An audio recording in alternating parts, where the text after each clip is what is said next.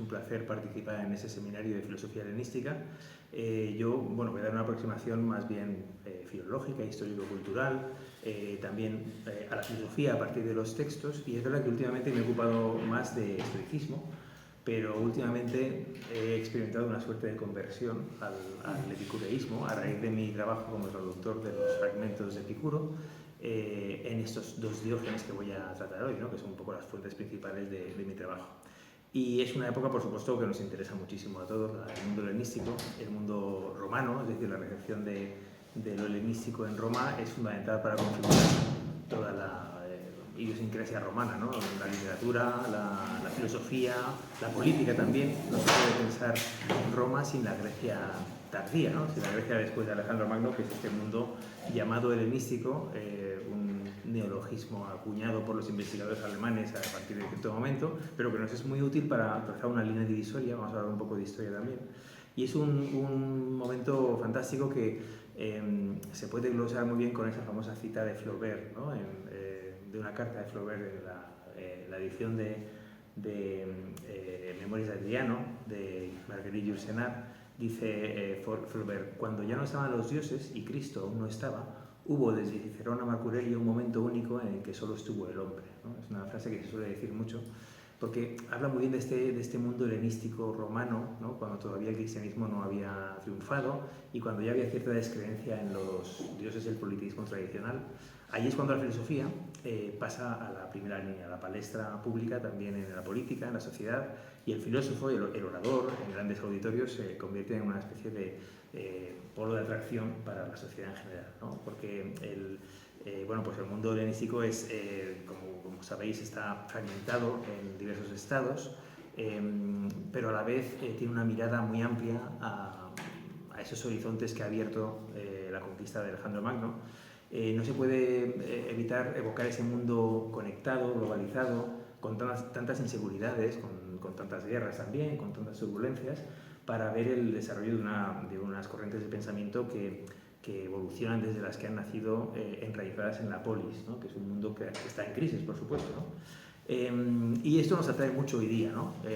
Se dice que el estoicismo está muy de moda, que todos los nuevos sedicentes estoicos cultivan a Marco Aurelio, a Epicteto, a Séneca, de una manera quizá un poco vulgarizada, pero muy actual, porque se complace uno en subrayar a veces las coincidencias entre la época nuestra y la época antigua. Pero yo creo que nuestra época es sobre todo epicurea, ¿no? O por lo menos debería serlo. Y es un poco lo que voy a presentar aquí hoy. Es verdad que epicureísmo, estoicismo, cinismo tienen unas ciertas bases comunes en busca de ciertas seguridades, de una libertad del individuo, de un ubi consistam, ¿no? ¿Dónde me planto? ¿Dónde estoy? ¿Dónde puedo estar en un mundo en cambio acelerado? También la idea de libertad personal, de la erudicería, y la idea de serenidad, de liberación de la perturbación, de la ataraxia, que en el caso del mundo del epicureísmo también se centra en la aponía, ¿no? O liberación de los dolores físicos. En todo caso, la filosofía se configura, como evoca la cita con la que he empezado de Flaubert, como una especie de sotería, ¿no? De salvación, ¿no? La idea también de cómo podemos vivir de la mejor manera posible, el eucen, una especie de guía que viene a ser una referencia para toda la sociedad. Eso es muy importante también, es decir, son notas distintivas de todas las corrientes helenísticas y que en el epicurismo también están, ¿no? No hace mucho, una profesora de filosofía norteamericana, Catherine Wilson, quiso defender un epicurismo actual en una obra que se llamaba Cómo ser un epicúreo, y que respondía a un compañero de departamento, Massimo Pigliucci, que había hecho una obra paralela que se llamaba Cómo ser un estoico, ¿no? Es decir, ¿podemos aplicar el estoicismo y el epicurismo en el mundo actual? Bueno, pues vamos a hablar un poco de esto, ¿no? La idea base de esta obra es que el epicurismo es mucho más afín al núcleo duro del mundo moderno, ¿no? En muchos aspectos de manera más señalada que el estoicismo, que tiene también cierta relevancia actual, pero que ha perdido grandes referentes, ¿no? Hay que pensar en otros autores como Peter Sloterdijk y otros filósofos que han repensado el mundo helenístico para la actualidad. Y es verdad que, aunque era una asignatura pendiente en los grados de filosofía, de filología clásica, de historia, del mundo helenístico, de hecho se sigue sin estudiar en muchos de ellos, como comentábamos, ¿no? Es decir, son un poco los autores helenísticos que entran en el canon que se estudia en las facultades que dan filología clásica, ¿no? Se prima lo clásico, ¿no? Platón, o no sé, pues el teatro clásico, ¿no? Pero no se dan autores helenísticos. Y todo lo tardío tiene cierta, como cierto aura de decadencia, ¿no? Aún hoy, que sin duda autores como estos han intentado reivindicar, ¿no? Vamos a hablar un poco de Epicuro, de lo que sabemos de él, y vamos a hacer una invitación a su lectura, de la mano de algunas imágenes, bustos suyos, como estudia Zanker. La iconografía de los filósofos es muy importante, ¿no? Tenemos que ver cómo estos nuevos polos de atracción social, que son los filósofos, que de repente se convierten en grandes estrellas casi, tienen una iconografía propia muy interesante, casi como dioses olímpicos o héroes, que cada uno tiene su atributo, su cara, sus rasgos. Cada uno de ellos, también las imágenes nos van a invitar a reflexionar sobre cada escuela y qué era su rasgo distintivo. Por ejemplo, pienso en la comedia media griega, cómo aparecen los pitagóricos, ¿no? Siempre harapientos, muy delgados, comen fatal, ¿no? Son vegetarianos, obviamente, ¿no? Y otras caricaturas que se hacen en la literatura, en las obras literarias de la época helenística. De repente el filósofo aparece como un sujeto del que reírse, ¿no? Es muy interesante esto en diversos campos literarios y poéticos. Pero bueno, vamos a repasar quién es esta figura en esa introducción. Epicuro de Samos, viene de la isla de Samos, famosa también por ser la patria de Pitágoras, nada menos. Ya sabéis que la isla está situada muy cerca de lo que es Turquía, en la Jonia griega, el kilómetro cero de la filosofía llamada presocrática. Y en ese mundo nace Epicuro, en una época de cambio, una época que está marcada por ese siglo IV que es tan convulso, ¿no? Después de la guerra del Peloponeso, las hegemonías efímeras de Esparta, de Tebas, las guerras continuas entre las ciudades y la estrella ascendente de Macedonia, primero de Filipo II el Tuerto y después de su hijo Alejandro III, llamado el Grande, pues evocan un mundo, como digo, en cambio acelerado. Ahí nace Epicuro, que es ciudadano ateniense por parte de padre. Entonces, en un momento dado, tiene que ir a Atenas, hoy diríamos a empadronarse o a ejercer a reclamar sus derechos de ciudadanía. Y llega en un año muy singular, ¿no? Que es el 322 a.C. Bueno, un año muy singular porque está marcando también una cesura.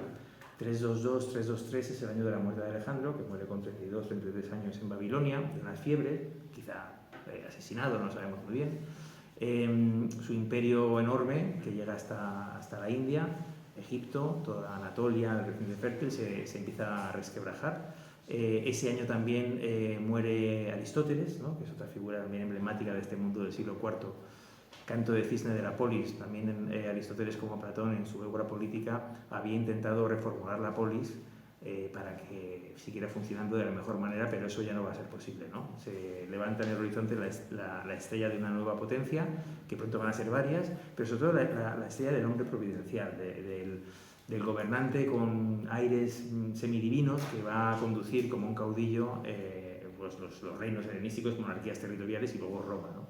El mundo de la polis está en decadencia, ¿no? 322 también es una fecha simbólica por la muerte de Demóstenes, que es quizá uno de los últimos grandes defensores de la polis y de la democracia ateniense tal y como la entendíamos, ¿no? Es un mundo en cambio, ¿no? Un mundo en cambio acelerado. El mundo que vive Epicuro, aquí tenéis un par de mapas. A mí me gusta mucho ver la longue durée en los siglos, ¿no? Pero también el eje, ¿no? Uno hablaría del mundo axial ¿no? De un lado a otro. ¿Qué está pasando en el mundo de Epicuro?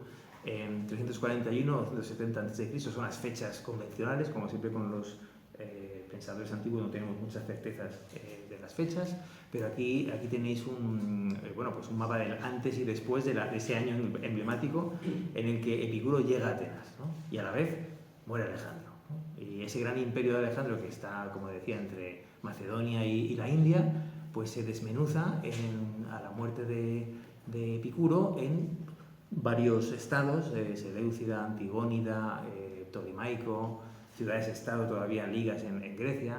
Por supuesto, Roma está empezando a expandirse en el Lacio y más allá, ¿no? Todavía no ha tomado el testigo del imperio cartaginés, que es enorme. El imperio Mauria, también bajo los, digamos, después de los rescoldos del impacto que causa en la India, el mundo de Alejandro Magno empieza a surgir también y a unificar los estados anteriores, ¿no? Es muy interesante también el mundo de China, pero no entraremos ahí. Simple conexión, ¿no? Aunque no se crea, ¿no? Richard Seaford, el admirado y recientemente fallecido profesor británico, que estudió tanto la relación entre India y Grecia, bueno, lo estudia desde Alejandro, obviamente, pero sí que hay que hablar de esa época de los reinos combatientes chinos, que es tan interesante para el surgimiento de la retórica clásica china, que últimamente también ha estudiado mi colega latinista Juan Luis Conde, que es muy interesante compararla con la retórica greco-latina, ¿no? Porque es otro polo interesante también y apasionante del ejercicio de la palabra en la esfera pública. Bueno, ese es el mundo de Epicuro, ese es el mundo en el que nace él, ¿no? No quiero hablar demasiado de historia, pero es que es necesario, ¿no?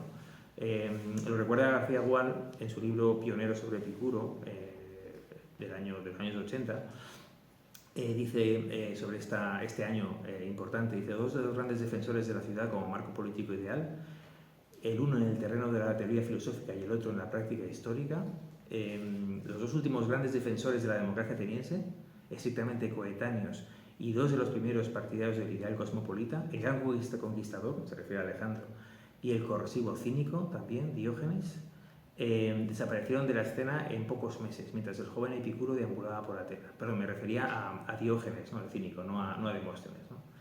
El que desaparece, digamos, de la escena, ¿no? También por entonces era asesinado Demóstenes, pero bueno, Diógenes es también muy, muy importante entender que muere en este año en el que llega por primera vez Epicuro pisa su patria ateniense. Todavía no funda el jardín, que fundará unos 15 años después, del 322 más o menos, curiosamente de forma coincidente con otro extranjero que llega a Atenas, que es Zenón de Citio, y en torno a 304, 305, a la vez que Epicuro funda su jardín, da inicio a la Estoa, en el pórtico colorido de Atenas, que hoy se puede ver muy bien entre el Ágora, cuando uno pasea desde el Ágora hasta, bueno, pues sale por el metro de Monastiraki y está muy cerquita la Stoa Poikile, ¿no? El pórtico pintado, para ver dónde estaba esta escuela. Pero fijaos qué curioso, ¿no? Zenón y sus estoicos empiezan a dar clase en la plaza pública, siguiendo el modelo de Sócrates, ¿no? Del gran filósofo en acción, ¿no? Que había marcado a todas estas escuelas. Todas son socráticas, ¿no? Todas reconocen el magisterio de este gran personaje, ¿no? En cambio, Epicuro elige un locus amoenus, ¿no? Un lugar a la sombra de árboles, con sus viñas, una especie de jardín, ¿no? El nombre es Quepos, ¿no? En griego el jardín, para reunirse ahí, no de cara al público o a la gente, sino resguardado con los amigos, con los compañeros, con las amigas. Hay que recordar que las mujeres están ahí muy presentes, con los esclavos. No hay diferencia social, de sexo, de libertad o esclavitud en ese mundo casi utópico del epicureísmo. Y bueno, pues quería un poco marcar esta especie de panorama histórico. No voy a entrar mucho más en ello, pero sí que me parece interesante porque desmenuza las ideas que había en el mundo antiguo de la polis como centro de gravedad, que nos hacía bascular a todos, ¿no? La ciudad-estado pierde relevancia, y también sus cultos, sus políticos, la asamblea local, la bulé, en fin, las instituciones que nos habían dado un lugar de referencia, de repente pues se pierden en la inmensidad del universo, del cosmos, ¿no? La cosmopoliteia es una necesidad porque nos da una sensación de abismo, casi de vértigo, y ahí está Diógenes el cínico, bueno, pues hablando de la ciudadanía universal, ¿no? También está la idea del libre albedrío, de si somos todavía capaces de una cierta autonomía, arrastrados por potencias que nos llevan de un lado a otro, por grandes señores de la guerra, Antígono, Demetrio Poliorcetes, los grandes señores digamos, de este mundo helenístico que están en perpetua guerra unos con otros, somos capaces de tener autonomía en ese aspecto, en esa especie de mundo convulso, podemos ser libres de alguna manera. Bueno, los epicúreos rechazan proverbialmente la política, la participación en la ciudad-estado, ¿no? Frente a sus compañeros los estoicos que están allí en la estoa y que ven pasar a los políticos y todavía se inmiscuyen en el mundo de la escena pública, ¿no? Y lo van a hacer en el mundo romano, ¿no? Es muy conocido que uno va a ser cónsul, otro va a ser incluso emperador, ¿no? Y no se desvinculan como consejeros de los grandes personajes, ¿no? A la sombra del poder, los filósofos empiezan a proliferar, ¿no? Y no es extraño encontrar consejeros filosóficos de los grandes emperadores y de los grandes reyes helenísticos. Fijaos qué lejos estamos del mundo antiguo, ¿no? Y también del mundo tardoantiguo, ¿no? Cuando lo que veremos serán obispos en torno a Constantino o a Teodosio, ¿no? Pero esa época fantástica en la que, como dice Flaubert de nuevo, el hombre estuvo solo, el filósofo tiene un papel muy importante, incluso como asesor áulico, podríamos decir, ¿no? Bueno, pues ahí está el mundo de Epicuro, que también explica mucho de su ética, de su física, ¿no? El mundo del atomismo que hereda de Demócrito y que tiene mucho que ver también esa variación del clinamen, ¿no? Digamos que los átomos sean capaces no de moverse por ciega inercia, ¿no? Sino de ser, bueno, de mostrar ciertas inclinaciones para explicar el libre albedrío, entre otras cosas.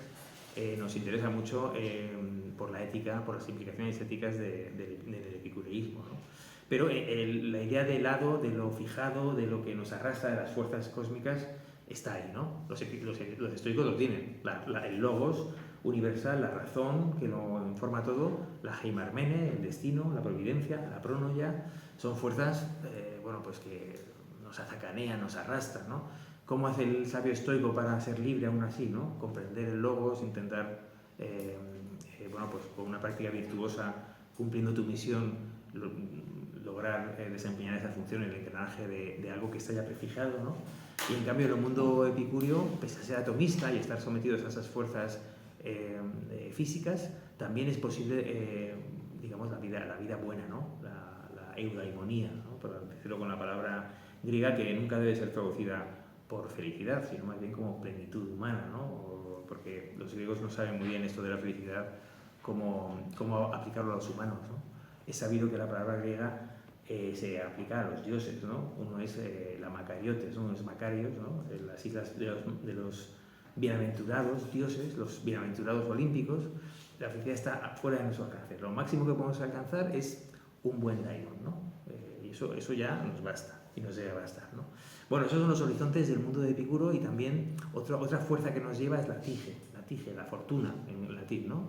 La tige es la suerte, la fortuna, viejo debate plutarqueo, ¿no? Alejandro Magno logra lo que logra, ¿por qué? ¿Por virtud o por fortuna? ¿Por la tige o por la arete, ¿no? Si queremos decirlo en griego.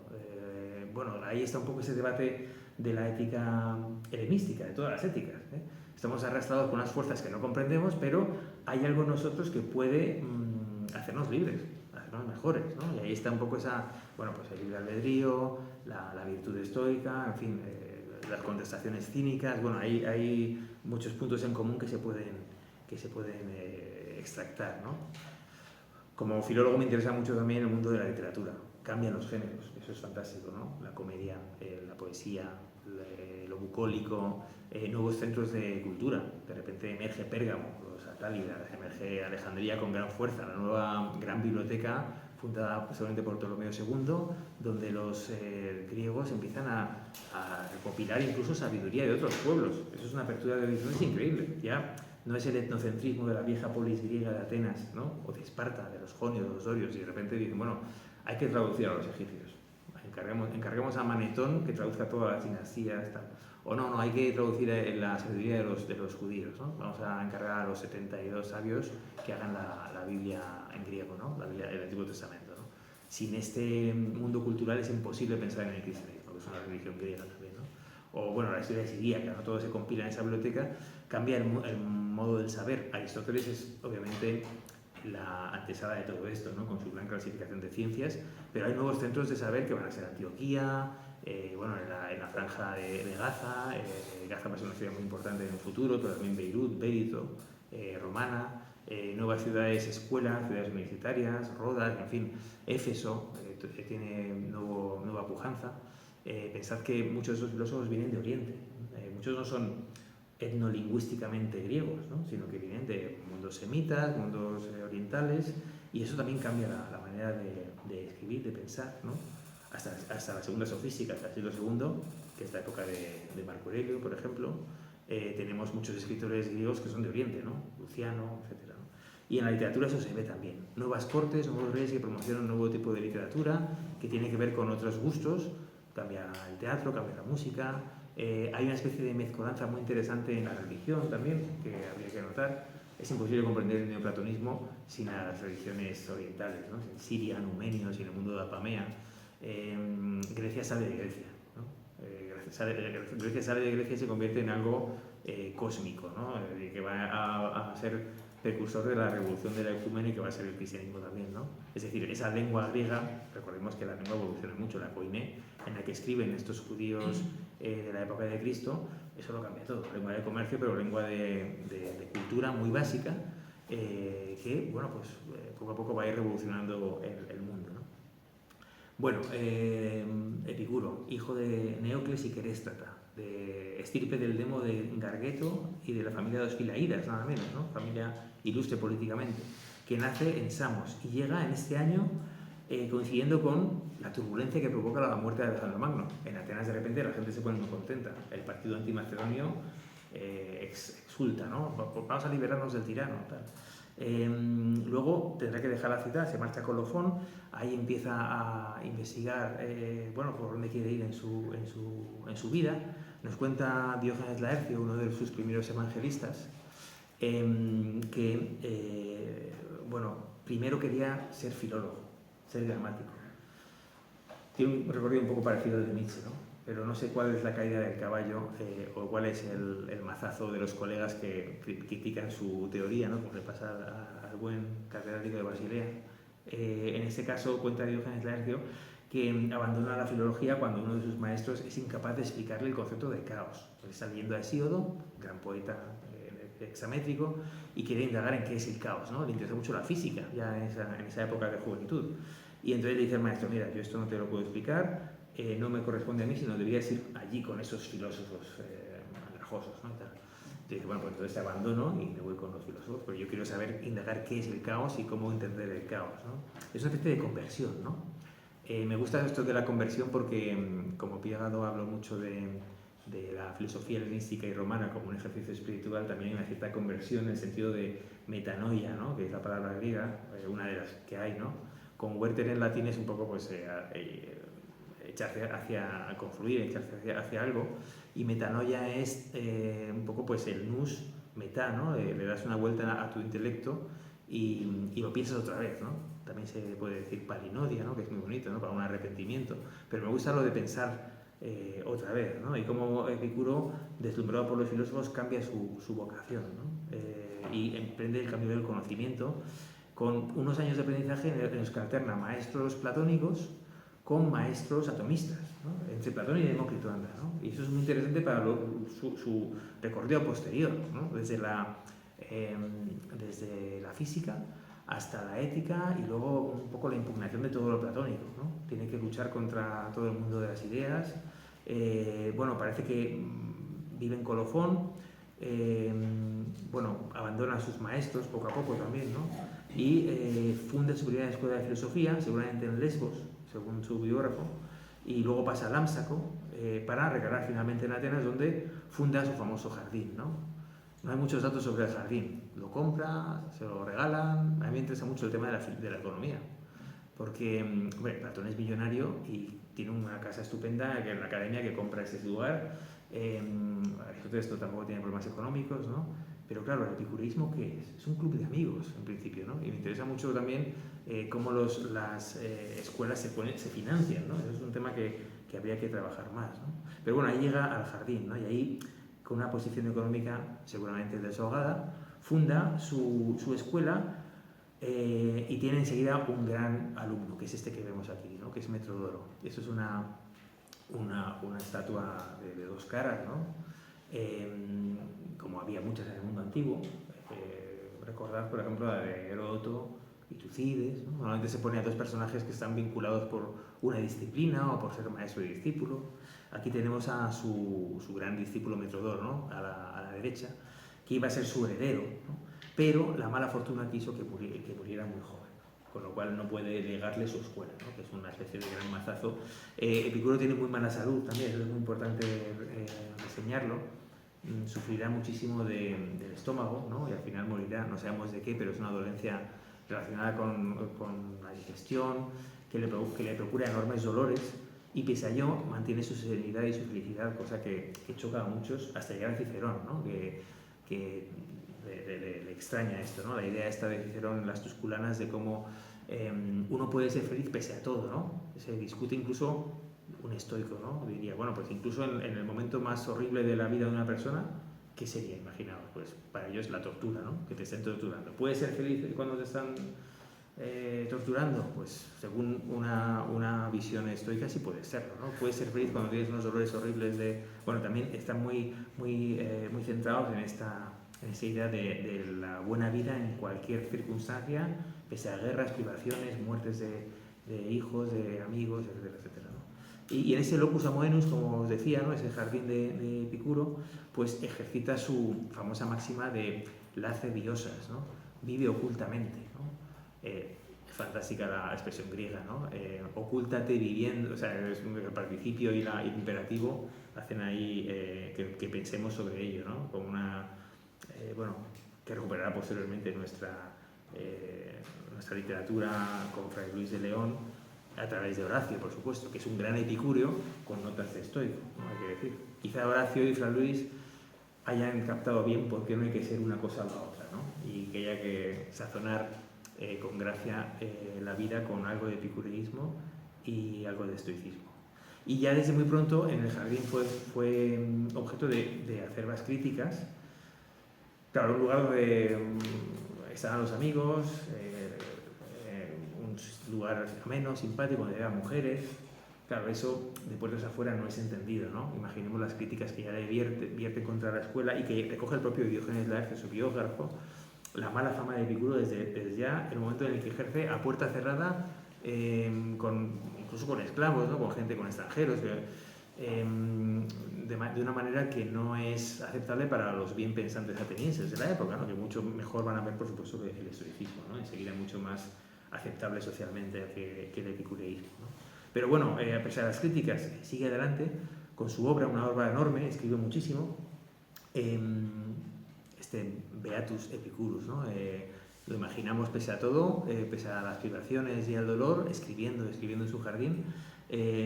Pasa todo el tiempo en la escuela y morirá ahí, ¿no? Digamos, bueno, son muchos años, ¿no? A los 70 años, este anciano con mala salud de hierro aguanta, ¿no? Y escribió unas 300 obras, ¿no? Más de 300 obras.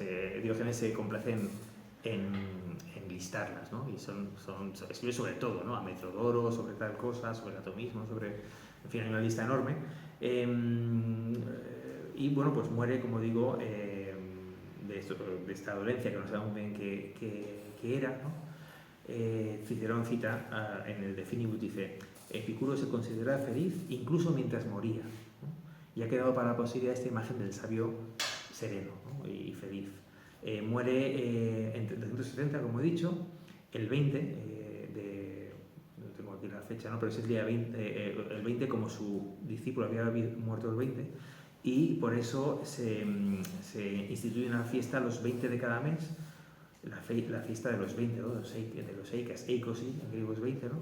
Pues será la fiesta epicúrea que celebrarán las generaciones posteriores. Bueno, enseguida es considerado un mito. Enseguida sus retratos proliferan. Salvador Mas lo estudia, cómo es su aura de serenidad, esa aura que tiene, bueno, pues hace que sea inmensamente popular entre los círculos de epicúreos que empiezan a difundirse por todo el mundo antiguo, con retratos, con memorabilia, con escritos, ¿no? Que enseguida van copiándose, también las obras, por supuesto. Con la idea de que Epicuro fue lo más cercano a un dios entre los hombres, con la idea de que él, que negó el poder de los dioses, era lo más cerca que un ser humano eudaimónico pudo estar cerca de nosotros, ¿no? Bueno, tras esta aproximación a su vida, vamos a ver algunos de las claves de su pensamiento. Tenemos muy poco, porque bueno, lo ha anticipado, escribe mucho, pero se conservan esas 300 obras en papiro, seguramente rollos, no libros, pues quizá se conservan 20 páginas, 30 páginas, una edición moderna, ¿no? La carta a Heródoto, la carta, en fin, las pequeñas cartas que tenemos, ¿no? Bueno, tenemos muy poco, ¿no? El testamento, ¿no? Unas pocas líneas, pero bueno, pues su halo es tremendo, y gracias a sus leales discípulos se transmite ese logos epicúreo que llega a nosotros en varias, bueno, varias obras secundarias, ¿no? Hay una breve fórmula que se llama el tetrafármaco, que condensa un poco lo esencial de la ética epicúrea, que yo creo que tengo por aquí en una imagen, que voy a enseñar, aquí está. Es un papiro de Herculano. El tetrafármaco es la llamada cuádruple medicina, ¿no? Es un fármaco cuádruple, y que condensa lo que dice Epicuro, ¿no?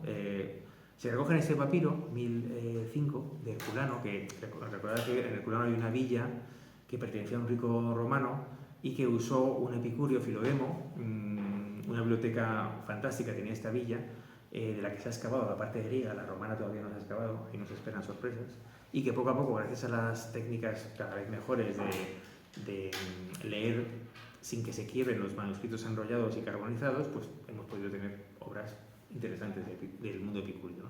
Como las de Filodemo, ¿no? Y aquí tenéis este tetrafármaco. Primero dice 4 cosas muy sencillas. No temas a los dioses. Segundo, no te preocupes por la muerte. Tercero, lo que es bueno es fácil de lograr. Cuarto, lo que es terrible es fácil de soportar.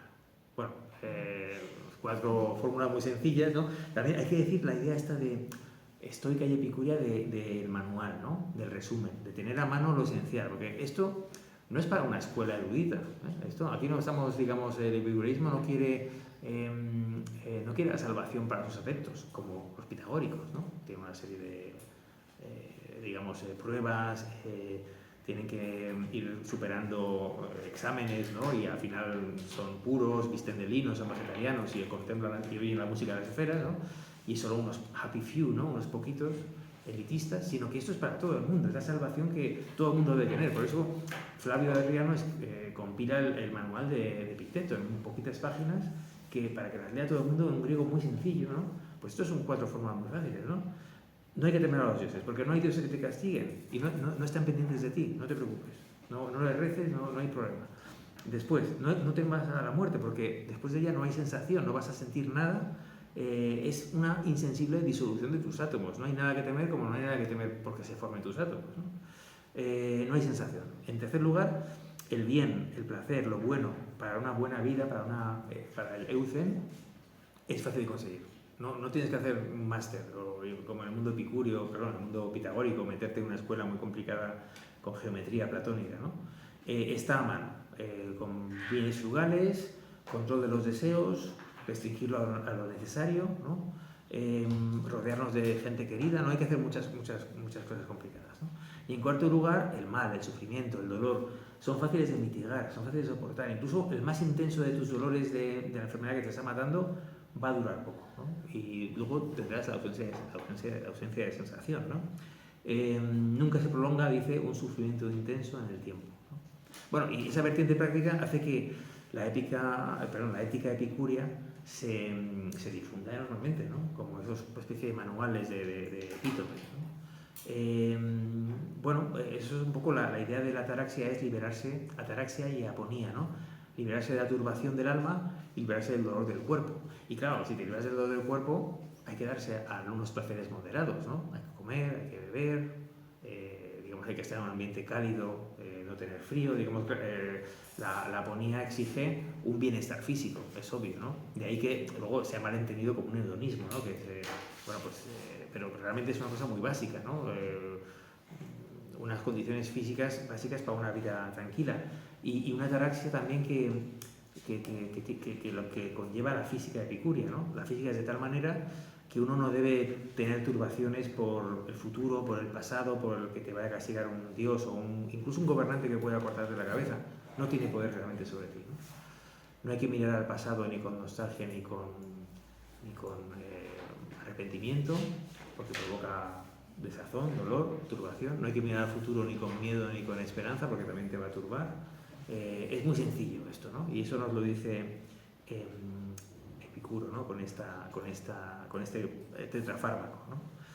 Y queda la lucha contra el dolor en esta vida, ¿no? Y el sufrimiento no puede durar mucho, como decimos, ¿no? Entonces, por eso, por muchas cosas, pero por estas, Epicuro es percibido como una especie de ser providencial. Recordad lo que dice Lucrecio en el De Rerum Natura. Él realmente es semejante a un dios, lo intuyó todo esto, lo supo comprender bien y lo transmitió a todos de una manera muy sencilla para salvarnos, ¿no? Por eso, una clave del pensamiento epicúreo también es la conjunción entre ética y física, ¿no? Identificando la naturaleza de los fenómenos en un continuo de materia y conciencia, no separar el alma como algo que luego va a pervivir y tal, ¿no? Sino que, bueno, todo es congregación de solución. Nos tranquiliza la idea epicúrea de la trabación entre materia y conciencia, nos tranquiliza mucho, ¿no? Por eso, bueno, da esas claves un poco para salvarnos del miedo, ¿no? Son reglas sencillas, buscan el placer, evitan el dolor. La ética está muy ligada a la biología, pero también a la cosmología, sería la huella del aristotelismo. Por supuesto se habla de los diferentes deseos, ¿no? de cómo centrarse en los que son naturales y necesarios, ¿no? Hay una famosa distinción acerca de esa búsqueda de la felicidad serena gracias al rechazo de los deseos que no son naturales ni necesarios, ¿no? Bueno, el sexo, por ejemplo, parece que es natural, pero no es del todo necesario, ¿no? Uno puede vivir sin amor, ¿no? Realmente, ¿no? Por supuesto, los coches lujosos y las villas en Monte Carlo también va de Swan, ¿no? Que son totalmente irrelevantes, ¿no? Y ahí está el fin último de la existencia, como la eudaimonía. También la herencia, no solo de Sócrates, sino de Aristóteles, es muy relevante, ¿no? Son reglas, como veis, muy sencillas, ¿no? Vamos a ver algunas claves más de estas ideas de Epicuro, ¿no? Bueno, por supuesto, lo más famoso es la muerte, ¿no? Tenemos aquí un famoso, bueno, pues unas siglas, ¿no? Estas NF, FNS, NC, ¿no? Bueno, los romanos algunos epicúreos romanos se solían enterrar con esas inscripciones, ¿no? Non fui, memini, non sum, non curo. Es interesante, ¿no? Lo de memini lo meten ahí, a veces es simple de non fui, non sum, non curo. Es decir, no existía, existí, no existo, me da igual, ¿no? Y luego meten lo de memini, que está muy bien, ¿no? Es decir, no existía, existí, me acuerdo, ya no existo, me da igual, ¿no? Non curo, ¿no? La idea esta de non curo, esto es, por supuesto, materia de tatuajes en lo moderno, sin término, ¿no? Esas siglas, ¿no? Y esa postura ante la muerte que se ha transmitido en los epitafios, ¿no? Cito un fragmento de Epicuro, dice: la muerte no es nada para nosotros, pues lo que se ha disuelto no posee sensación, y lo carente de sensación no es nada para nosotros, ¿no? La idea esta de no temer a la muerte, y que, bueno, pues es una especie de consuelo muy importante, ¿no? Por esto que he dicho de la conjunción entre lo físico y la conciencia también, ¿no? Bueno, no voy a desgranar todo el mundo epicúreo, ¿no? para dejar algo para el debate, pero hay que pensar que Epicuro no es una isla, ¿no? Que tiene intersecciones con otras escuelas de pensamiento de la época, el atomismo, el hedonismo también, de los cirenaicos, Aristóteles y su empirismo, los escépticos. Hay debates incesantes también entre ellos, están se atacan unos a otros, como sabéis, hay intersecciones, ¿no? Y como los escritos de los estoicos, también los de Epicuro están concebidos como una especie de manual de urgencia, ¿no? Por la necesidad de usar la filosofía para mejorar la vida, ¿no? Mejorar al ser humano. Y, por supuesto, la radicalidad de algunas propuestas enseguida cayó muy mal, ¿no? Bueno, cito algunas de las más polémicas, ¿no? Él predicaba una autarquía ajena a toda convención social. Tiene que uno desaprender lo que ha aprendido en la escuela. La paideia no vale para nada. Eso es en común con los estoicos, ¿no? Realmente la educación tradicional no sirve. Los padres son malos maestros. La ciudad ya no te da respuestas. Tienes que reeducarte de nuevo a algunos parámetros filosóficos nuevos, ¿no? Quien presta atención a la naturaleza, ignora las vanas opiniones, es autosuficiente en cualquier circunstancia. Pues en relación con lo que por naturaleza es suficiente, toda adquisición es riqueza, pero en relación con los deseos ilimitados, la mayor riqueza es pobreza. Una defensa también de la frugalidad, de casi un ascetismo, ¿no? La clave es esta, ¿no? Pensar que la autosuficiencia, la autarquía, es la mayor riqueza. Y el control de los deseos y las opiniones, que eso lo hermana con los estoicos, ¿no? El control es la fantasía, dicen los estoicos, ¿no? La fantasía en griego, ¿no? Porque en español habría que traducirlo como imagen mental, no fantasía. Es importante no traducir fantasía por fantasía en español porque nos confunde muchísimo, ¿no? Pero la fantasía es la figuración mental que tú te haces de lo que está pasando fuera, que a lo mejor no es un mal, e incluye la opinión ajena, pero también tu propia opinión de las cosas, ¿no? Lo típico que dice Epicteto, esto de que no son las cosas las que dañan o turban, sino las opiniones de las cosas, ¿no? Eso es la fantasía, ¿no? Y ahí está también Epicuro intentando controlar los deseos. La idea está de los placeres, ¿no? Dice otro fragmento: reboso de placer en el cuerpo cuando dispongo de pan y agua, y escupo a los placeres de coste y lujo, no por ellos mismos, sino por las molestias que los acompañan luego. Es contra los que hablan del hedonismo desenfrenado, el placer sencillo, ¿no? El pan, no hay un placer mayor que pan y agua cuando uno tiene hambre, ¿no? Es otra idea suya, ¿no? El placer total es el estado de salud integral. Por eso la eudaimonía es plenitud, no felicidad. Porque es física también, ¿no? Porque es la idea está de la plenitud corporal. Uno tiene salud, la salud es fundamental conservarla en un equilibrio. También es una eudaimonía, una plenitud individual en tu mente. Estás convencido de lo que haces, estás realizado con lo que haces. También es una plenitud social con los demás, con los amigos. Tienes que estar en un grupo. No cabe la eudaimonía aislada, ¿no? De un hombre en una isla desierta, es imposible. Es, digamos, como también entra el placer ahí, ¿no? Lo transmite Lucrecio. Dice: nada es más agradable que ocupar los templos serenos, bien reforzados con la doctrina enseñada de los sabios. Digamos, también incluso toda la naturaleza, todo el cosmos, lo que entendemos por las leyes de la naturaleza, tenemos nuestro papel ahí, ¿no? Frases un poco criticadas, ¿no? De ese ideal ético de Epicuro. Dice: es mejor soportar algunos pesares a fin de gozar de placeres mayores, y conviene privarse de determinados placeres a fin de no sufrir dolores más penosos. Yo exhorto a placeres continuos y no virtudes vacías y necias que conllevan inciertas esperanzas de fruto. Eso a los estoicos le tenía que sentar muy mal, ¿no? Si me estaban hablando de virtudes, ¿no? Él dice: mejor placeres continuos sencillos que virtudes vacías y necias que conllevan esperanzas inciertas. Y dice: las virtudes se eligen precisamente por el placer, no por sí mismas, como la medicina por la salud. La virtud epicúrea tiene que procurar ese placer, ¿no? Bueno, veis un poco cómo es esta idea también del placer epicúreo, que está muy lejos de los placeres excesivos, ¿no? Pero a los cristianos les pareció muy mal alguna de esas frases también, ¿no? En el futuro, en la posteridad, ¿no?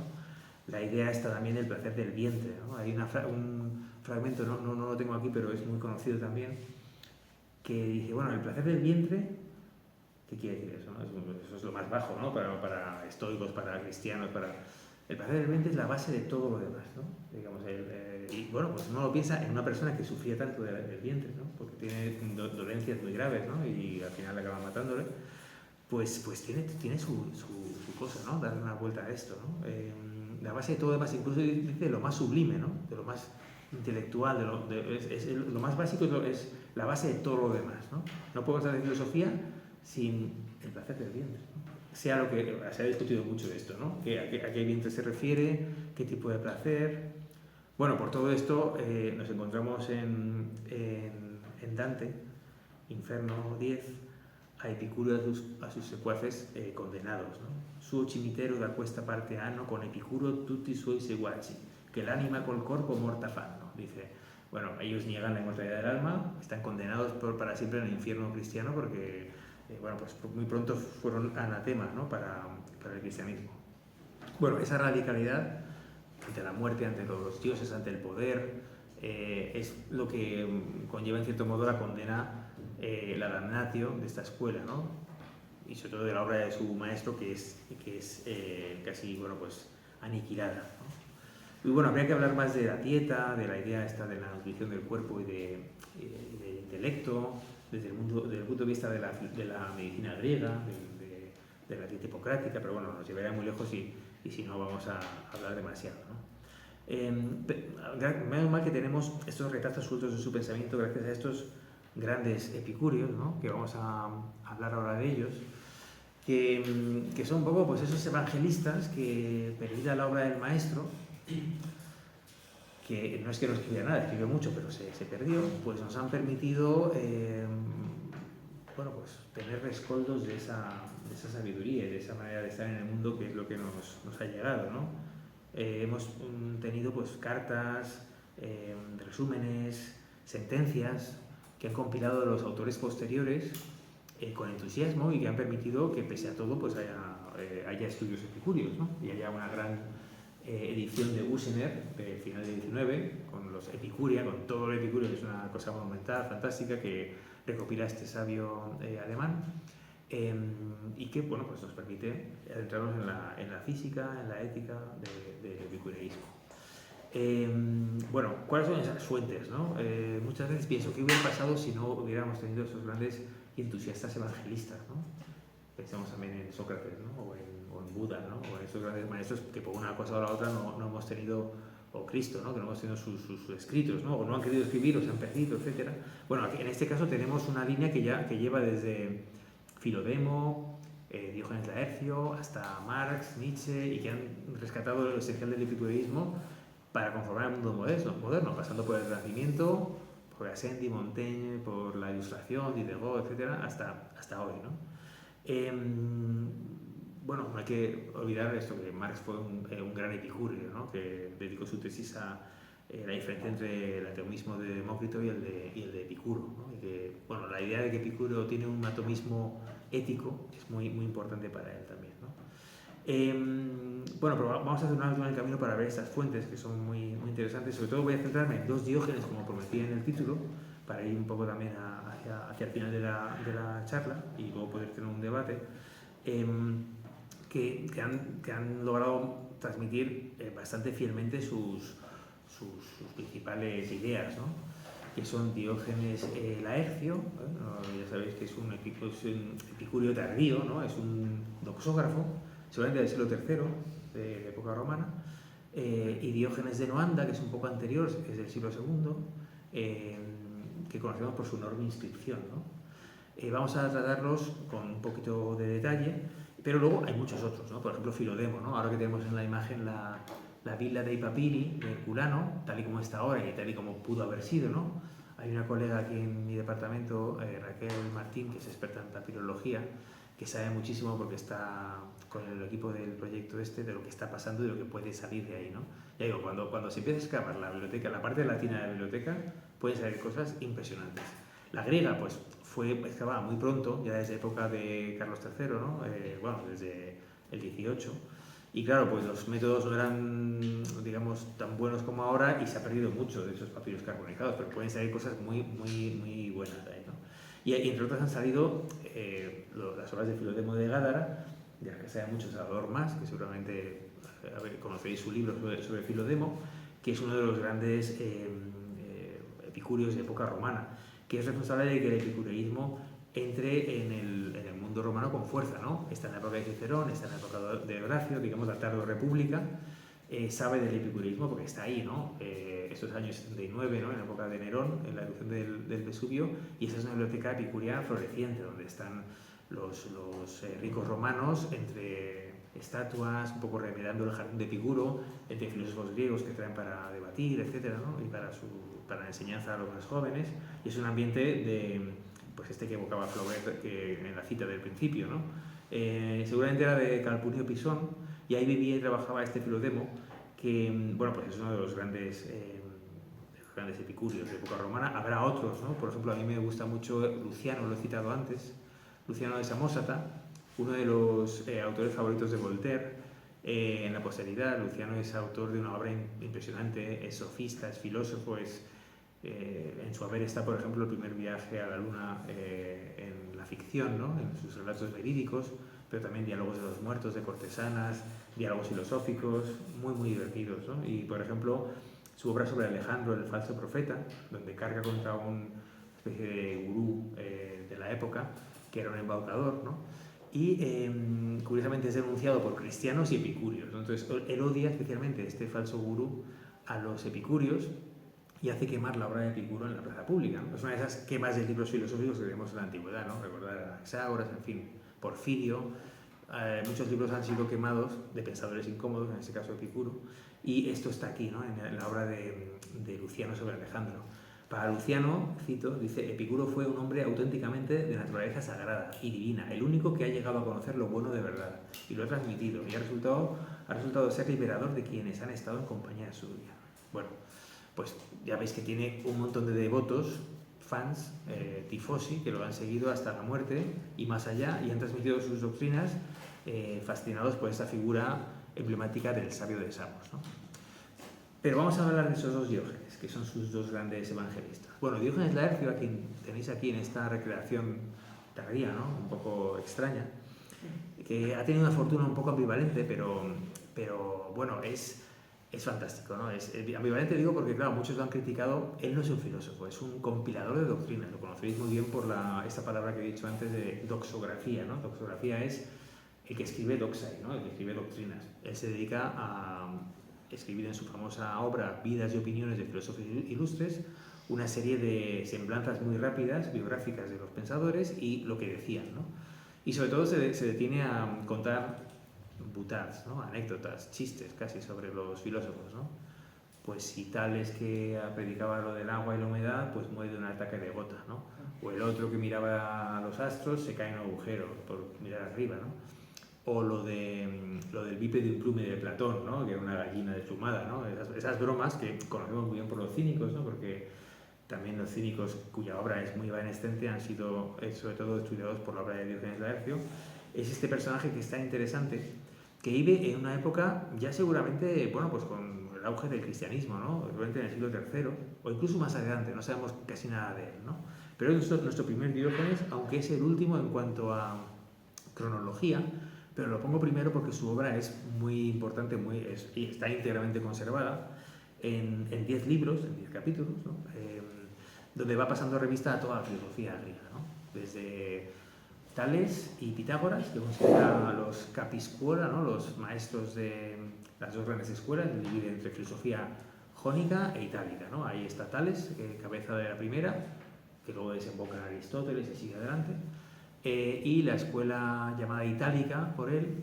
Hay que recordar que los romanos habían reivindicado mucho el pitagorismo porque había surgido con fuerza en el sur de la península itálica y la consideraban como una especie de, bueno, ya de la época de Cicerón, de Nicilio Fígulo, de los pitagóricos romanos, como la prueba de que los romanos también podían filosofar, ¿no? Entonces Diógenes dice que la segunda gran escuela es la itálica, que en puridad es de Samos, ¿no? Pitágoras, pero bueno, y su primera escuela estaba allí.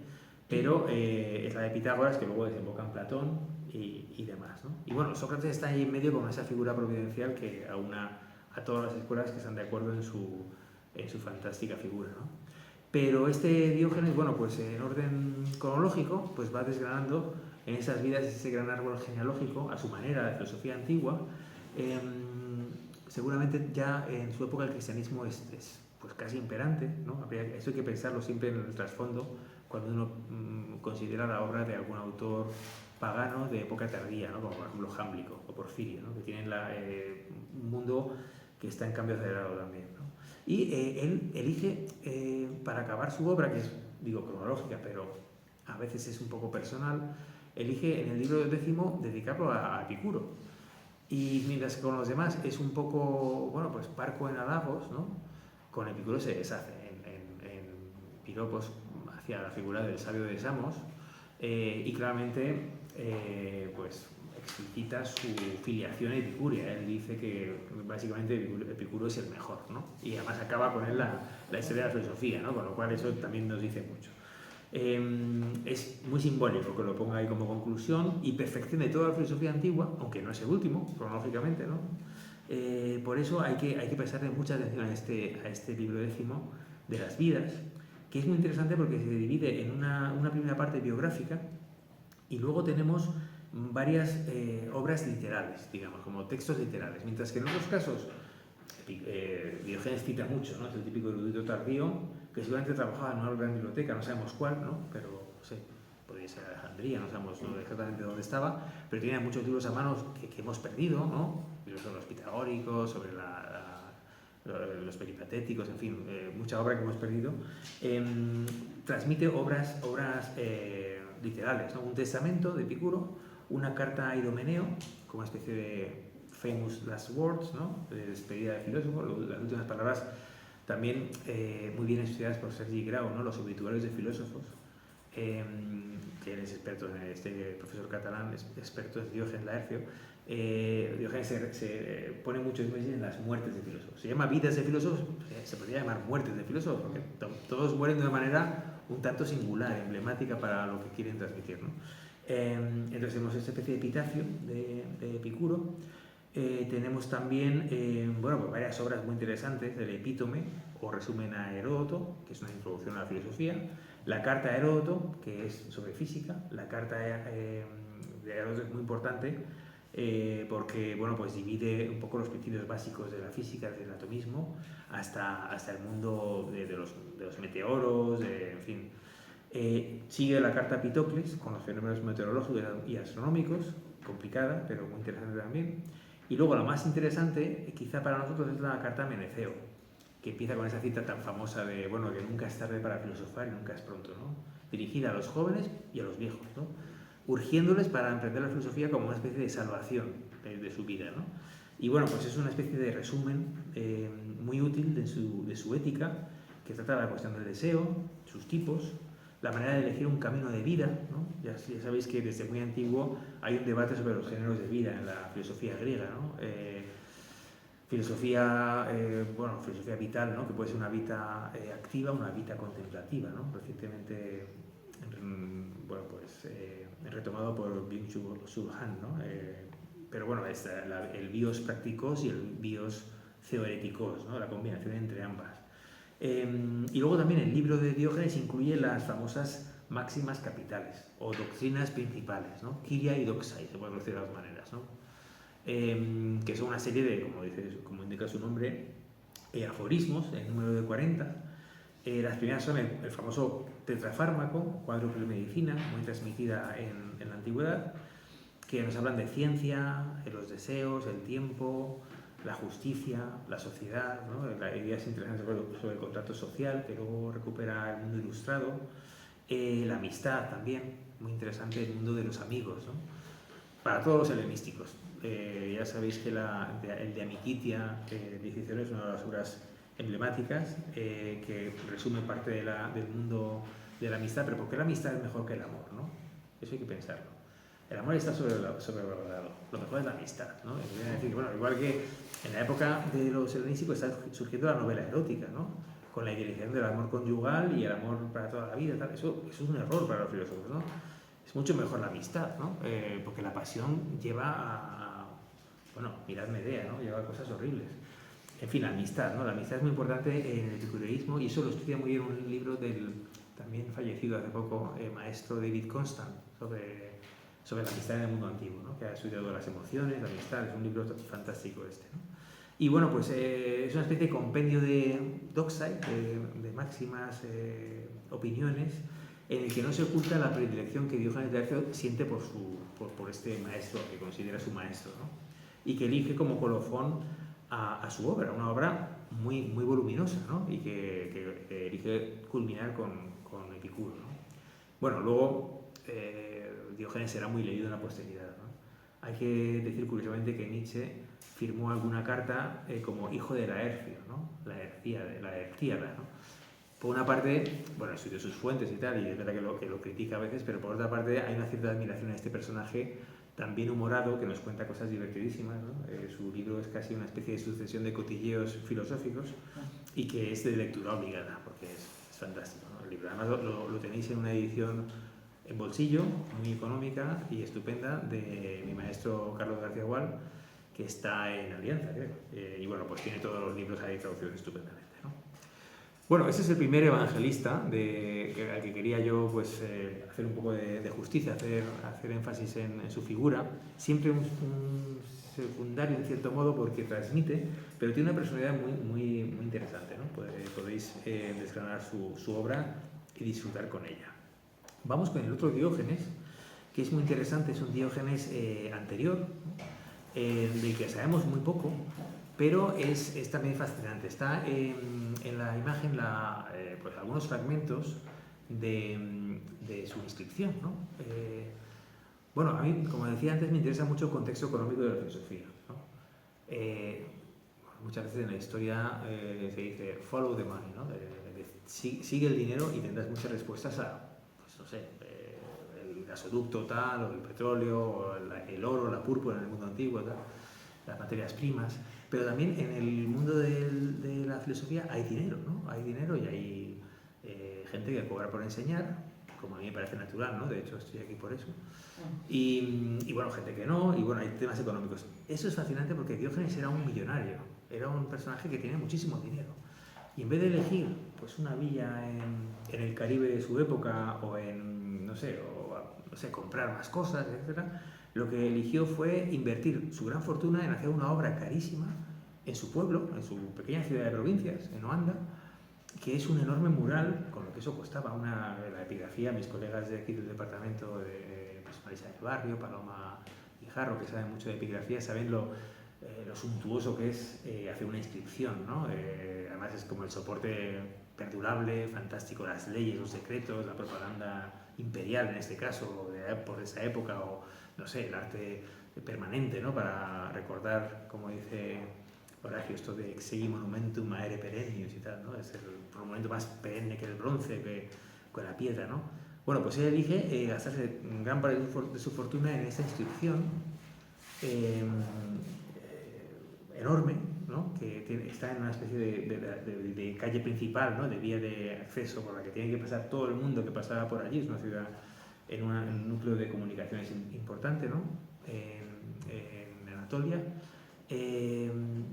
con las máximas principales del epicureísmo, ¿no? Con la ética epicúrea, con la idea de que esto lo tiene que leer todo el mundo, ¿no? Es lo que os comentaba antes del manual de Epicteto, que Flavio Arriano, militar romano, fascinado por lo que dice su maestro, dice, bueno, es que esto no lo escribe, esto tengo que escribirlo y hacerlo muy asequible y difundirlo porque es una especie de buena nueva, eso sí que es un evangelio que tiene que conocer todo el mundo para salvarse. Pues aquí este hombre invierte su dinero en esto, ¿no? No sabemos quién era él, ¿no? Sabemos que tenía, me gusta mucho el anecdotario de la filosofía, ¿no? Seguramente tenía alguna dolencia del corazón, tenía problemas dentales, hacía alguna referencia a ello, era un señor mayor, ya un poco en el ocaso de su vida, y como digo, en vez de gastar su dinero en otra cosa, pues hace esto, ¿no? Con el tiempo que le queda, redacta esta enorme inscripción. Este rico, anciano, bienhumorado en esta Oanda, ciudad relacionada también con el vino, quizá etimológicamente, ¿no? Oinos, productora de vino, pero una ciudad con clima duro, ¿no? Sabemos que él tenía una villa en una isla cercana, ¿no? Es decir, un hombre muy pudiente, ¿no? Y tenemos esta idea del millonario filantrópico, ¿no? Esto sí que es un millonario filantrópico, ¿no? Y no el estoico Bill Gates, ¿no?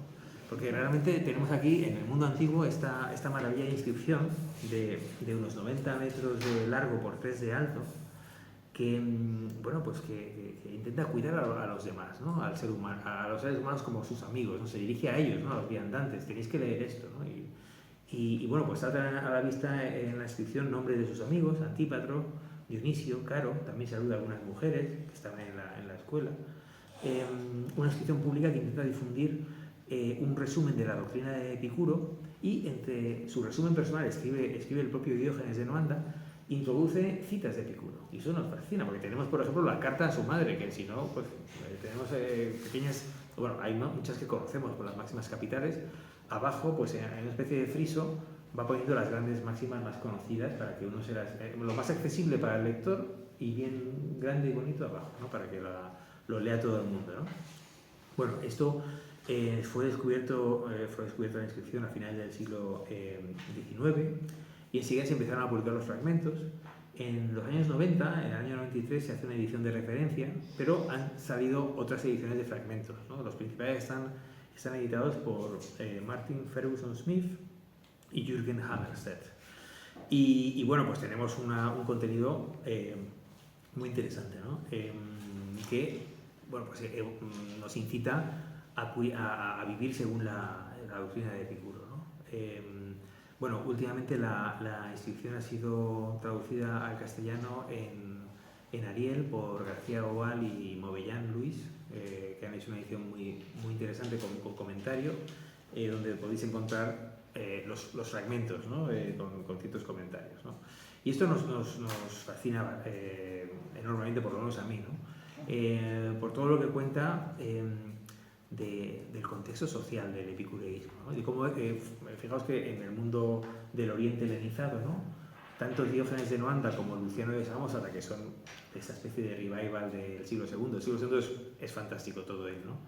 Tenéis que pensar la época de los Flavios, ¿no? Ya desde el primero, desde Trajano, Adriano, Antonino Pío y Marco Aurelio, que son esos 4 óptimi príncipes, bajo cuya égida bueno, la filosofía es protegida, ¿no? Es financiada, ¿no? En las cátedras de Marco Aurelio en Atenas. Todo ese mundo en el que la filosofía tiene una presencia muy importante en la esfera pública, ¿no? Ya con la muerte de Marco Aurelio todo el panorama va a cambiar, ¿no? Y vamos a ir a un mundo muy diferente, ¿no? El mundo de la antigüedad tardía, que es, bueno, pues como digo, marcado por otros derroteros, ¿no? Brevemente, ya para concluir, la llamada epicurea de la felicidad ha tenido un atractivo enorme a lo largo de los siglos, ¿no? Tenéis aquí algunas figuras de epicúreos posteriores, ¿no? Habla de Montaigne, que me encantan sus ideas, sus diarios, sus recuerdos y meditaciones están marcadas por Epicuro, ¿no? En la torre, el señor de la montaña, como le llamaba Quevedo, otro epicúreo también devoto, aunque él compagina con el estoicismo de Epicteto. Están grabadas algunas máximas del maestro de Samos, que tenéis aquí, ¿no? También a Gassendi, a Diderot, a los enciclopedistas, y a Jefferson, un epicúreo norteamericano, que incluye en su borrador de la Declaración de Independencia norteamericana esta idea tan epicúrea de The Pursuit of Happiness, ¿no? La persecución de la felicidad como un derecho del individuo, ¿no? La consecución o persecución, la búsqueda de la felicidad, ¿no? Él mismo confiesa, soy un epicúreo, ¿no? Es verdad que él escribe con sus fragmentos de Epicuro a un lado y con el Evangelio al otro, ¿no? También es un devoto cristiano, pero ve allí bueno, pues una combinación interesante para ese nuevo mundo utópico que quieren fundar los padres de las 13 colonias, ¿no? en Estados Unidos. Y bueno, pues tiene una recepción enorme, hemos citado a Nietzsche, a Marx, en el mundo actual también, ¿no? Desde las novelas sobre el epicureísmo, por ejemplo Walter Pater, ¿no? Mario el Epicurio, hasta pensadores actuales, filósofos, historiadores, humanistas en general, que han reivindicado el legado de Epicuro y su escuela como pues una piedra angular del mundo occidental, ¿no? Sharon Frame, con esa especie de hedonismo, de nuevo hedonismo, o nuevo epicureísmo. Stephen Greenblatt, que escribe este bestseller, él es experto en literatura renacentista. El Giro, traducido al castellano, que se centra en la peripecia del manuscrito del De Rerum Natura de Lucrecio, desaparecido durante mucho tiempo, que se creía que iba a ser parte del naufragio y damnatio memoriae de toda la literatura epicúrea, pero luego providencialmente Poggio Bracciolini, un humanista italiano, lo descubre en una abadía centroeuropea y según su tesis, pues esto precipita el Renacimiento básicamente y el fin del medievo teocéntrico, hasta llegar al también controvertido Harari, ¿no? Que se declara epicúreo en su filosofía, con sus muchas obras sobre el devenir de la humanidad, ¿no? Y que ve en el epicureísmo una de las filosofías, bueno, pues que fundan la modernidad, ¿no? Bueno, también Epicuro está de moda en el cómic, en el cine. Este es un cómic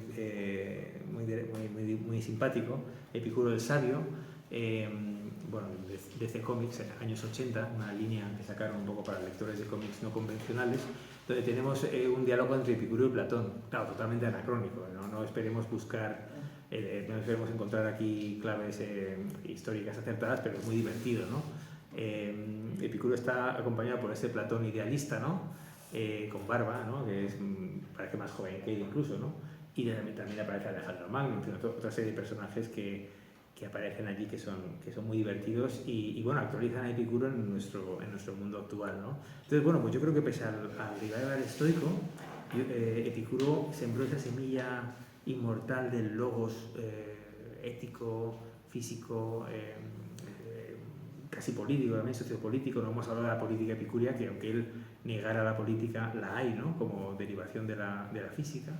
En esos discípulos, como los dos Diógenes, que se encargaron de que lo esencial de su pensamiento perviviera a lo largo de los siglos. Es paradójico pensar en esto, ¿no? Pese a tanta destrucción y tanta desolación,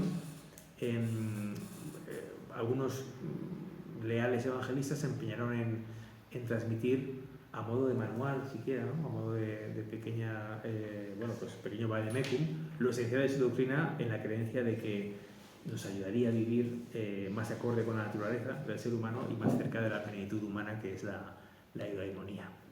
Y por mi parte nada más. Muchas gracias.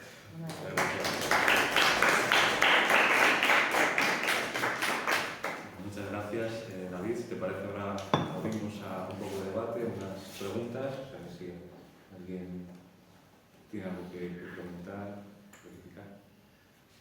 Sí, la pregunta es ¿cómo? Porque cuando Bracciolini y luego Barla descubre en el De Natura de Lucrezia y tal, el epicureísmo sigue estando prohibido. ¿Cómo se produce esa filtración que luego termina poniendo pues, a Quevedo, a Montaigne, a toda esta gente?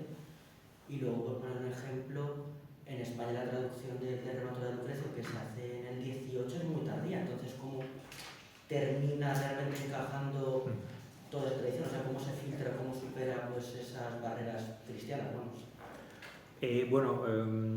A ver, primero, después de encontrar el manuscrito y copiarlo, se produce la edición moderna, la editó Princeps, ¿no? Se edita el poema y se transmite y se comenta. Eso es, digamos, gracias a los buenos oficios de los editores humanistas, ¿no? El primer gran impresor que imprime obras en griego, Aldo Manuzio, ¿no? Y que imprime también el gran corpus de los clásicos, ¿no? Impresores como él se dedican con esa especie de comunidad de amigos también muy epicúrea, que son los humanistas, ¿no? A veces me gusta evocar a Erasmo, a Moro, a todos estos, a Lipsio, a los posteriores, al primer humanismo, segundo humanismo, como una gran comunidad filosófica epistolar, ¿no? Que además tiene una historia muy bonita, la de los humanistas, como realmente viven la filosofía antigua y la resucitan, ¿no? A través del diálogo con estos viejos maestros que recuperan en sus manuscritos. Entonces, bueno, pues simplemente es también la fascinación del texto de Lucrecio. Lucrecio no había estado totalmente desaparecido, pero sí que había sido condenado, obviamente, ¿no? No sé, San Jerónimo lo cita, por ejemplo. Ahí sí que los cristianos también tienen su interés en Lucrecio, ¿no? Como un poeta que seguramente, bueno, se decía que había muerto loco, ¿no? Por un filtro de amor, ¿no? Unas cosas muy curiosas. Y además es un gran poeta de la latinidad que convenía tener, ¿no? Pese a las resistencias que pudiera haber, la obra era demasiado importante para no editarla, difundirla y comentarla. De hecho, se convierte en la gran obra, incluso para luchar contra ella, del mundo del epicureísmo. Y eso pasa con muchas otras obras. Fíjate que, es decir, no hay que pensar en una conspiración judeo-masónica para acabar con el epicureísmo. No quisiera que se pensara en esto porque la Iglesia, los cristianos, tanto en Oriente como en Occidente, han transmitido cosas muy contrarias a sus intereses, pero puramente por fascinación, o incluso, pues no sé, pero pienso por ejemplo el patriarca Focio, bizantino, siglo X, tenía una colección de novelas eróticas y obscenas muy notable, ¿no? O le gustaba mucho, no sé, todas las obras de los bizantinos que transmiten de oráculos caldeos, de los comentarios al paganismo, o sea, Porfirio, Proclo, que son paganos impenitentes. Proclo era la bestia negra, ¿no? Porque, bueno, pues la idea esa era casi como una especie de entrenamiento para defender la creación del cosmos cristiano, pues había que combatir las ideas del neoplatonismo pagano, ¿no? Entonces, eso se copia y se transmite sin pruebas, se transmiten textos de magia, alquimia, cosas que, astrología, ¿no? Que son líneas rojas para la Iglesia. Es decir, que se repiten muchas cosas muy, muy peregrinas también en Occidente, ¿no? Que hay cosas muy contrarias a la Iglesia que se transmiten, ¿no? Y algunos famosos filósofos son también muy magos y muy alquímicos, y famosos filósofos cristianos, ¿no? Alberto Magno, etc. Es decir, que no es todo no es una conspiración es una especie de conjunción de variables que ha hecho que la obra de Epicuro se haya perdido catastróficamente, es decir, lamentablemente, ¿no? Como en parte ya en el mundo romano pagano estaba mal vista, ¿no? Con lo cual, o sea, las escuelas rivales pues hicieron lo posible por combatirla, y tenemos muchos testimonios en Cicerón de esos combates que podían, bueno, pues que eran simpáticos hasta cierto punto, pero luego también conllevan que una escuela tenga más éxito y más alumnos y la otra no, y entonces se extinga, ¿no? O sea que también hay que, Epicuro y Lucrecio eran conocidos y eran parte de la filosofía, eran rivales por supuesto, del pensamiento cristiano, por la negación de la inmortalidad del alma, etc., pero también se aprendían como digamos, estos son los rivales, ¿no? Y contra los que combatir. Entonces, claro, la recuperación del manuscrito en esa época, ¿no? Justo finales del 15, ¿no? Pues es muy importante, ¿no? Porque luego se publica enseguida, los objetos de comentarios. Luego hay que pensar que poco después viene la Reforma, y eso es muy importante, ¿no? Con la Reforma también la aproximación a los textos clásicos más polémicos cambia, ¿no? Por ejemplo, gran parte de algunos poetas de los que me ocupo, que eran muy heterodoxos en la época antigua, los grandes filólogos holandeses y alemanes del norte los editan y los comentan.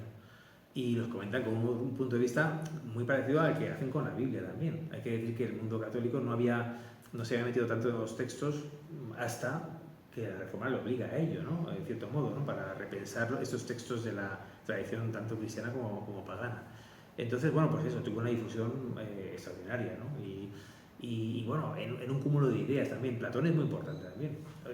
O sea, se habla mucho del Stephen Greenblatt, que es fantástico, ¿no? Este hombre es un tipo de verdad genial, que ahora ha escrito un libro muy bueno sobre Shakespeare. Bueno, yo lo conocí hace poco en un festival en Jaipur, ¿no? Que iba a presentar su libro sobre las segundas oportunidades en Shakespeare. Es un tipo que conoce muy bien el Renacimiento, pero, claro, sí, se recupera Lucrecio, pero ojo que para mí más importante es que se recupere Platón. Eso no se dice mucho, pero Ficino, o sea, digo que cuando llega Platón en griego y de repente se traduce al latín, es que Platón, o Homero, que se recupere Homero y que no sea un eco lejano en el Román de Troya o en los apócrifos medievales que dicen, no, cuenta mejor lo de Troya, Dictis y Dares, que estuvieron allí. Son apócrifos, ¿no? Son falsos, son falsarios, son fakes, que se han inventado que era un soldado que luchaba en Troya. Lo saben mejor, dice Alfonso XI, que Homero, ¿no? Porque se inventa mucho, ¿no? Pero Homero no estaba en el original, no se leía. Entonces, claro, todo el Renacimiento es una ruptura increíble, porque tenemos de repente eso, pues los neoplatónicos florentinos, bueno, pues desemboca todo eso en Botticelli, en el arte, en la astronomía, en todo, ¿no? Y llega por fin al original, ¿no? Eso es una cosa increíble. De repente, maestros de griego como Crisólogo, Cesarión, empiezan a enseñar a los italianos el primero y luego a los demás a leerlo en original, ¿no? Quiere decir que hay una difusión, puede más el interés científico, literario, revolucionario, que es tener a un gran antiguo como Lucrecio, que cualquier tipo de otra prevención. Hemos dejado atrás la época de Dante, ¿no? Hemos dejado ya estamos ya en una época en la que, bueno, tampoco la Edad Media era tan oscura, ¿no? Hay que decir, el siglo XII también es muy interesante y se podía ir a Toledo, a sitios estupendos para buscar sabiduría no ortodoxa, pero bueno, es verdad que todo el Renacimiento es una especie de revolución, ¿no? En la edición de nuevos textos, y que además se difunden extraordinariamente en Europa, sobre todo en el norte de Europa, en países ya reformados, donde no hay tanto control o tanta censura, etcétera, y eso conlleva pues un avance enorme en todos los sentidos, ¿no? Vamos, no sé si me extiendo un poco, pero vamos. Es muy importante lo de Lucrecia. Bueno, la tesis de Greenblatt está muy bien también, ¿no?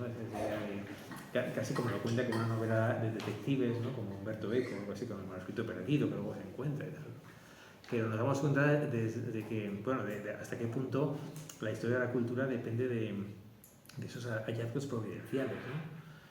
Tanto de destrucciones como de hallazgos. Por ejemplo, pues eso, Alejandría, ¿no? En el mundo griego, ¿no? O Constantinopla con la Cuarta Cruzada, o Nalanda, la biblioteca budista, ¿no? Que es arrasada también justo cuando a Constantinopla, ¿no? Las bibliotecas así que se destruyen paralelamente, ¿no? Pero a la vez hay rescoldos de ese logos que siguen vivos. Y gracias a gente como esta, entusiastas, también Quevedo tiene una defensa de Epicuro muy curiosa, ¿no? Y gracias a esos entusiastas posteriores tenemos todavía el lujo de poder dialogar con estos viejos maestros, ¿no? ¿Alguna otra? Bueno, pues si me tiene una... Sí. El jardín de Epicuro, más que una escuela, era un lugar de convivencia y un poco de amigos, ¿no? Sí. Frente a la estoa. Y entonces, bueno, yo creo que esta gente eran unos seguidores auténticos de Sócrates, ¿no? De la parte esta de conocer, del cuida de ti mismo, ¿no? Ser cuidado de sí, ¿no? Y entonces, bueno, pues frente a... Imagino que el odio a esta gente era porque era un sitio cerrado, que tampoco todo el mundo tendría conocimiento de qué ocurría ahí, ¿no? Y bueno, pues, vamos, me parece... Sí. Hay una clara oposición con los estoicos, Claro. de cara al público. Claro, pero eso también pasa en otras escuelas, porque fíjate que la escuela sea el lugar donde se vive, se come, se está con el maestro, eso está en Platón, ¿no? En la academia, ¿no? Está en el liceo, que es una especie hay lugares donde se duerme también, está en el mundo tardío, las escuelas de Alejandría, de Apamea, muchas veces se vive ahí, ¿no?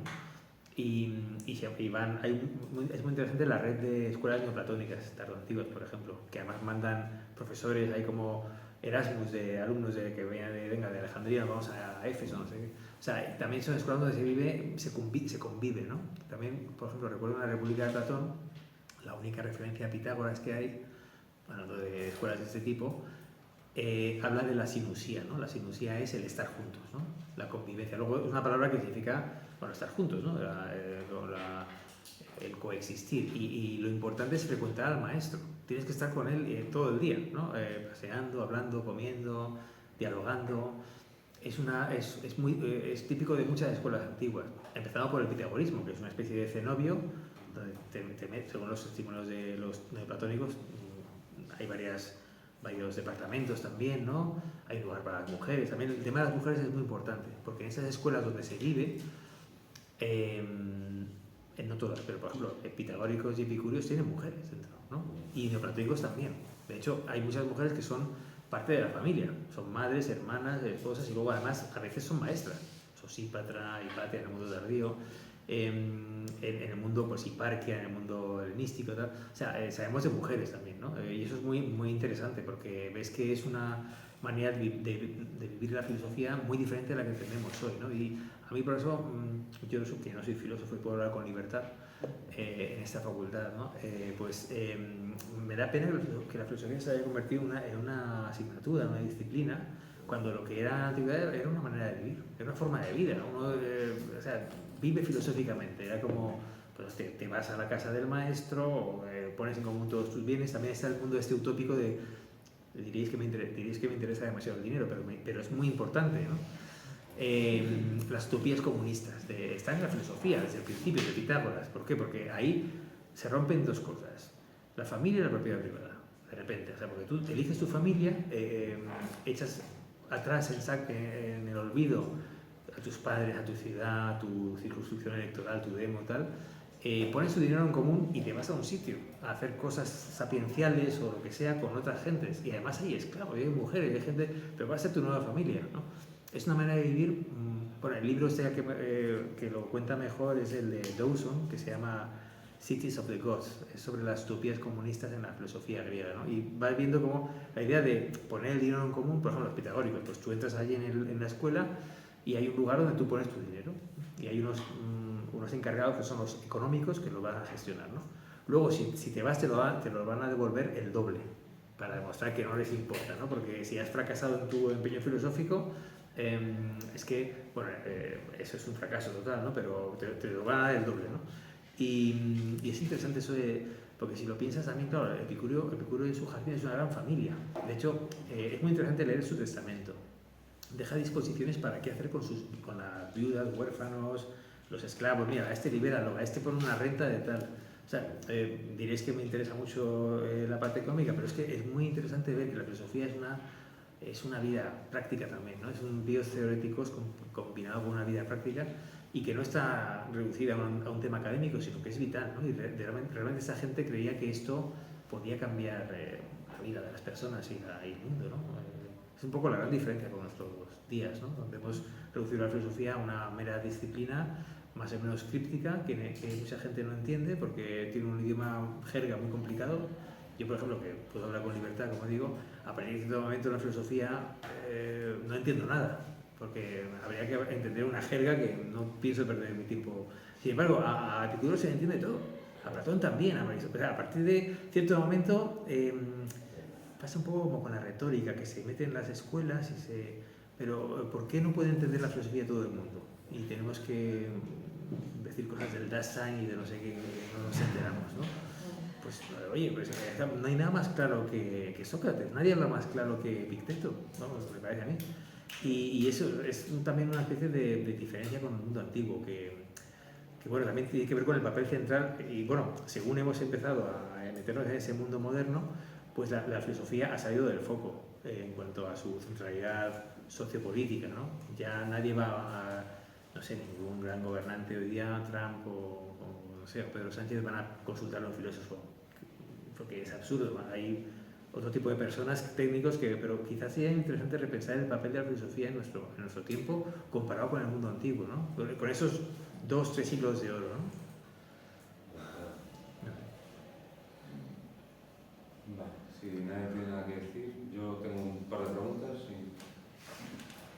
Vale, pues bueno, es cierto, claro, que hay un paralelismo, ¿no?, con Sócrates, ¿no?, en esta vida de conciencia. Sin embargo, como has dicho, los epicúreos, Epicuro decide ir en contra, ¿no?, de Sócrates, de las escuelas socráticas, y es que me estaba pensando en otro evangelista, ¿no?, Epicuro, que es Colotes, ¿no?, que Plutarco escribe contra él bastantes años después, ¿no? Y claro, quería preguntar por eso, por la decisión de no apelar a Sócrates, ¿no?, como la figura a seguir.